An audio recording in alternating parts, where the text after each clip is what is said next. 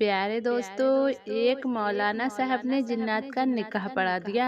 उसके बाद जिन्नातों ने क्या किया, आइए आपको बताते हैं इस वीडियो में।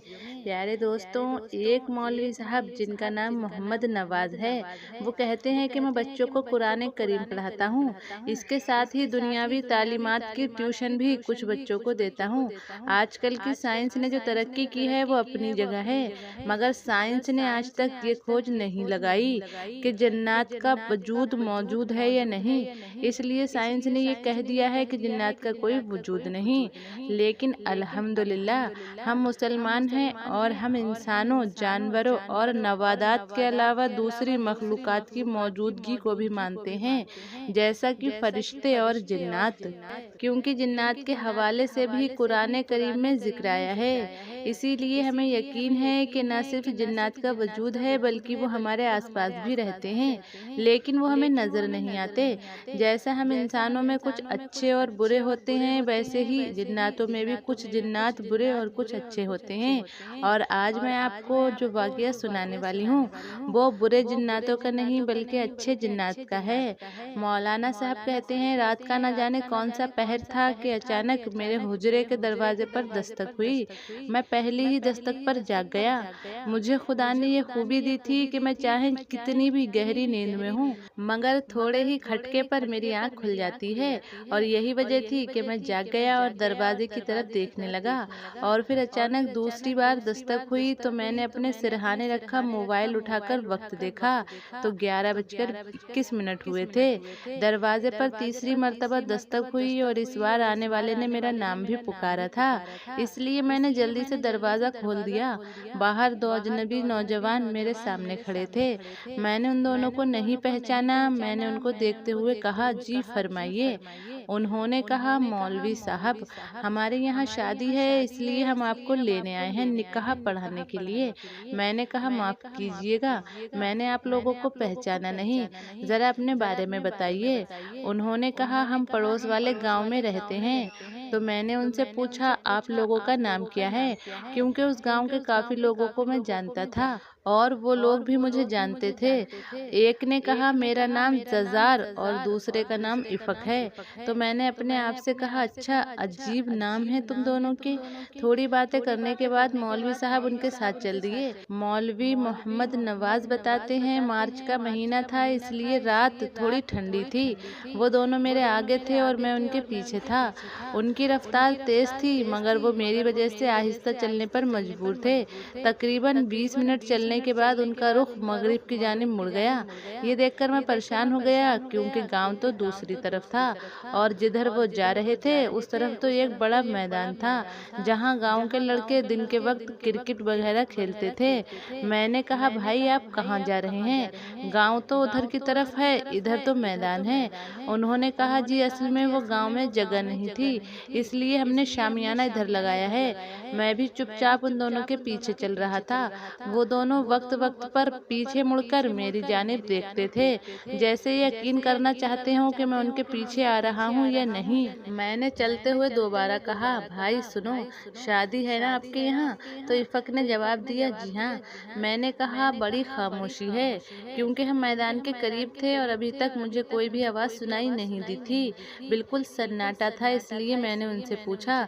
तो उन्होंने कहा, जी जी इंतज़ाम है, मगर निकाह पढ़ाने के बाद।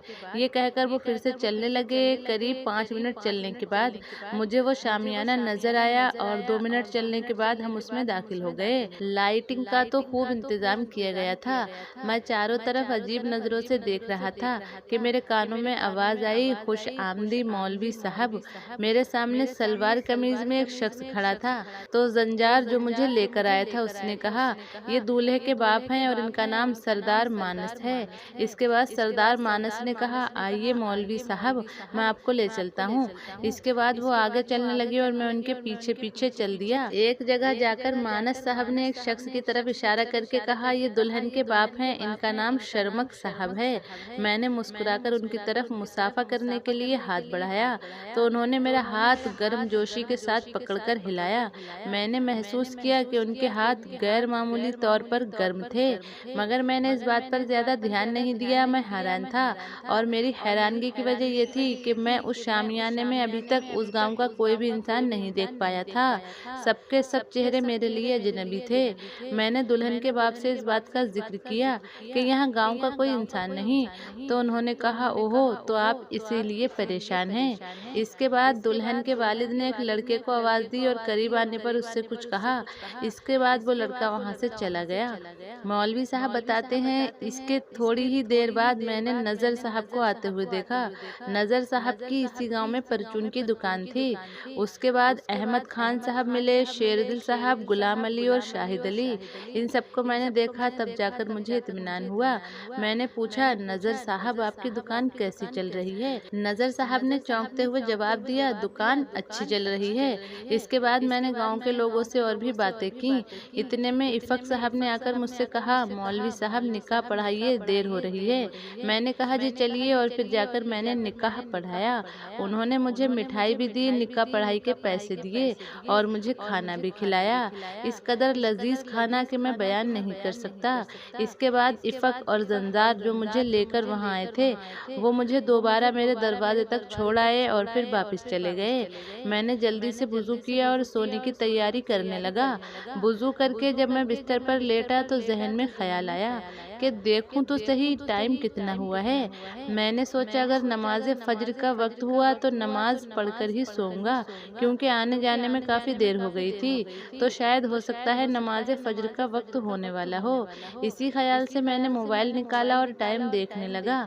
जब मेरी नज़र वक्त के हिस्सों पर पड़ी तो मेरे औसान खता हो गए, क्योंकि मुझे उठे हुए अभी ज़्यादा वक्त नहीं गुजरा था, जबकि जहाँ मैं गया था वहाँ जाने में काफ़ी वक्त लग गया था।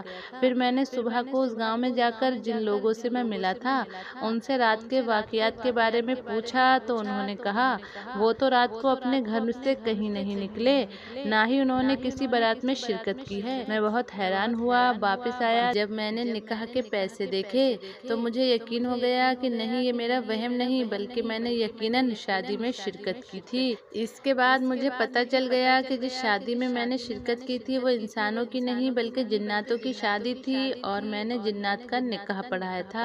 आज भी जब ये वाक़या मुझे याद आता है तो मेरे रोंगटे खड़े हो जाते हैं कि मैंने अपनी ज़िंदगी में एक जिन ज़ादे का निकाह पढ़ाया। मेरे लिए अच्छा था कि वो बुरे जिन्नात नहीं थे, बल्कि वो नेक और मुसलमान जिन्नात थे जिन्होंने मुझे कोई नुकसान नहीं पहुंचाया था।